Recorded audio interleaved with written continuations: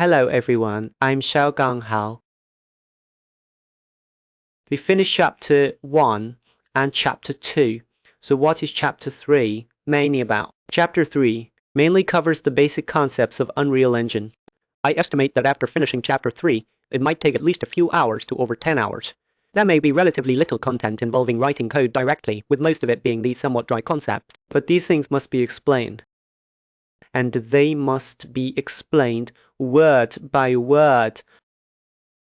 You might not understand at first, but later you will deeply realize how important these things are.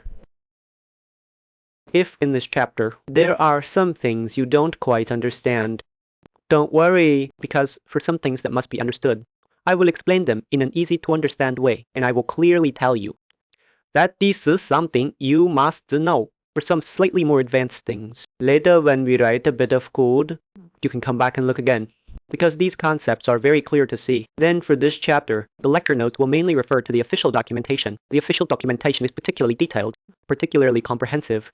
Right, then for the practical part later. Based on my own engineering projects and experience, I will elaborate on it for everyone. Okay, good.